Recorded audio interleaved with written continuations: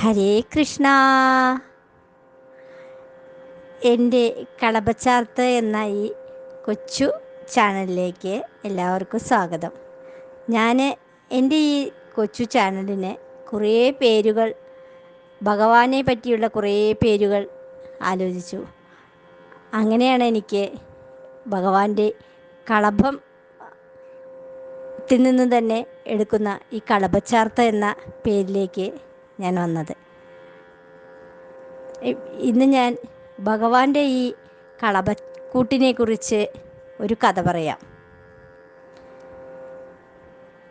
കളഭം തരാം കണ്ണാ, മനസ്സും തരാം.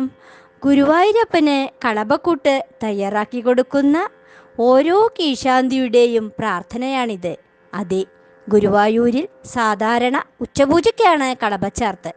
ദശാവതാരം, കാളിയമർദ്ദനം, ആലിലക്കണ്ണൻ, വെണ്ണകൃഷ്ണൻ, അങ്ങനെ പല മനോഹരങ്ങളായ കൃഷ്ണലീലാരൂപങ്ങളും കളഭം കൊണ്ട് കണ്ണന് ചാർത്തും. ഉച്ചപൂജ നട തുറന്ന് ദർശനം നടത്തി പ്രാർത്ഥിച്ചാൽ എല്ലാ അഭീഷ്ടങ്ങളും സാധിക്കും. നമ്മളും ദിവസവും കണ്ണൻ്റെ ആ കളഭച്ചാർത്തിനായി കാത്തിരിക്കാറില്ലേ? അത്തരത്തിലുള്ള ഒരു പ്രാർത്ഥനയുടെ കഥയാണ് പറയുന്നത്. കൃഷ്ണനും രാമനും ഗോപന്മാരോടൊന്നിച്ച് മധുരാപുരിയിലെ രാജമാർഗത്തിലൂടെ നടക്കുകയാണ്. അപ്പോഴാണ് ഭഗവാൻ കൃഷ്ണൻ സൈരന്ധ്രിയെ കാണുന്നത്. അവൾ കംസനും ഭാര്യമാർക്കും കൊടുക്കുവാൻ കളഭക്കൂട്ടുമായി പോവുകയാണ്. ജന്മനാ ശരീരത്തിന് 3 വളവുള്ള അവൾ നടന്നു വരുന്നത് ഭഗവാൻ കണ്ടു. പൂർവ്വപുണ്യമുള്ള അവളെ അനുഗ്രഹിക്കാൻ ഭഗവാൻ തീരുമാനിച്ചു. അടുത്തെത്തിയ അവളെ ഹേ സുന്ദരി എന്ന് കന്ദർപ്പസുന്ദരനായ കണ്ണൻ വിളിച്ചതു കേട്ട് തെല്ലുന്നമ്പരുന്നു സൈരന്ധ്രി. കൂനി എന്നല്ലാതെ തന്നെ ആരും ഇതുവരെ വിളിച്ചിട്ടില്ല.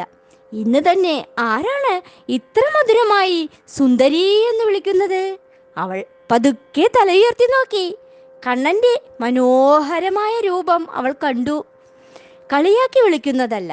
അവൾ കൃഷ്ണൻ്റെ അടുത്തു ചെന്നു.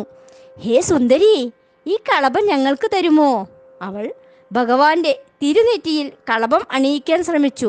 പക്ഷേ പറ്റുന്നില്ല. ഭഗവാന്റെ തിരുമുഖത്ത് അവളുടെ കൈ എത്തുന്നില്ല. കൂനിയായ തനിക്ക് എങ്ങനെ ഭഗവാനെ കളഭമണിയിക്കാൻ സാധിക്കും? അവൾ കളഭവുമായി നിന്നു. അവളുടെ മുന്നിൽ ഭഗവാൻ വീരാസനത്തിൽ ഒരു കാൽമുട്ടുമടക്കി ഒരു കാൽ നിലത്തു നീട്ടിയിരുന്നു. തൻ്റെ മുന്നിലിരിക്കുന്ന ആ തേജോരൂപം അവൾ കൺകുളിർക്കെ കണ്ടു. ഭഗവാന്റെ തിരുനെറ്റിയിലും മാറിടത്തിലും കളഭമണിയിച്ചു. അവൾ പറഞ്ഞു, സുന്ദരാ, എനിക്ക് എന്തു സൗന്ദര്യമാണുള്ളത്. അവിടുന്നാണ് ശരിക്കും സുന്ദരൻ. ഞാൻ കംസന് കളഭമുണ്ടാക്കി കൊടുക്കുന്ന വെറും ഒരു ദാസിയാണ്, ത്രിവക്രയാണ്. സുഗന്ധം നിറഞ്ഞ ഈ കളഭം അങ്ങയുടെ ദേഹത്തിലണിയിക്കാൻ എനിക്ക് ഭാഗ്യമുണ്ടായല്ലോ. കളഭച്ചാർത്തണിയുന്ന കണ്ണൻ അത്യധികം ശോഭിച്ചു കണ്ടു. തൻ്റെ ദർശനഫലം അവൾക്കു നൽകി അനുഗ്രഹിക്കുവാൻ ഭഗവാൻ തീരുമാനിച്ചു. ത്രിവക്രയുടെ കാലിൻ്റെ പുറനടിയിൽ ചവിട്ടി നിന്നുകൊണ്ട് അവളുടെ താടി പിടിച്ച് ശരീരം മേലോട്ടുയർത്തി. കണ്ണൻ്റെ സ്പർശപ്രഭാവം കൊണ്ടു തന്നെ ശരീരത്തിൻ്റെ വളവ് തീർന്ന അവൾ ഒരു പരമസുന്ദരിയായി മാറി. പിന്നീട് അവളുടെ ആഗ്രഹപ്രകാരം കൃഷ്ണൻ്റെ പത്നിയായി തീർന്ന ത്രിവക്ര എന്ന കുബ്ജയിൽ സാംഖ്യശാസ്ത്ര വിശാരദനായ ഒരു പുത്രൻ ജനിച്ചതായി നാരായണീയ കർത്താവ് പറയുന്നു. ഇനി അല്പം പുറകോട്ട് പോകാം. ആരാണ് ഈ കുബ്ജ? കുബ്ജയുടെ ചരിത്രം എന്താണ്? ത്രേതായുഗത്തിൽ മഹാവിഷ്ണു ശ്രീരാമനായി അവതാരമെടുത്തപ്പോൾ വനവാസകാലത്ത് പഞ്ചവടിയിൽ കുറേ കാലം താമസിച്ചിരുന്നു. അതികോമളനായ ശ്രീരാമനെ കണ്ട് മോഹിച്ച രാവണ സഹോദരിയായ ശൂർപ്പണഖ തൻ്റെ പത്നിയായി തന്നെ സ്വീകരിക്കാൻ രാമനോട് അപേക്ഷിച്ചു. ഏകപത്നി വ്രതം കൈക്കൊണ്ട രാമൻ തന്നെ സ്വീകരിക്കാൻ വിസമ്മതിച്ചപ്പോൾ അവൾ സീതയെ ഭക്ഷിക്കാനൊരുങ്ങി.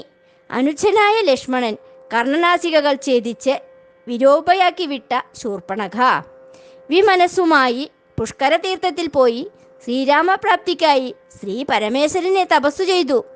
പ്രസന്നനായ ഉമാപതി അവളെ അനുഗ്രഹിച്ചു. ത്രേതായുഗത്തിൽ ശ്രീരാമനായി അവതരിച്ച മഹാവിഷ്ണു ദ്വാപരാന്ത്യത്തിൽ ശ്രീകൃഷ്ണനായി നിനക്ക് ദർശനം നൽകും. അങ്ങനെ നിന്റെ ആഗ്രഹം സഫലമാകും. അങ്ങനെ മഹാദേവൻ വരം നൽകി അനുഗ്രഹിച്ച ശൂർപ്പണഖയാണ് മധുരാപുരിയിൽ കുബ്ജയായി പുനർജനിച്ചത്. മഹാദേവന്റെ വരപ്രസാദത്താൽ ശ്രീകൃഷ്ണൻ അവൾക്ക് പതിയാകുകയും ചെയ്തു. ഇതുപോലെ എല്ലാവരുടെ എല്ലാ നല്ല പ്രാർത്ഥനകളും സഫലമാകട്ടെ. ഹരേ കൃഷ്ണ. സർവം ശ്രീകൃഷ്ണാർപ്പണമസ്തു. സർവത്ര ഗോവിന്ദ നാമ സങ്കീർത്തനം. ഗോവിന്ദ ഗോവിന്ദ.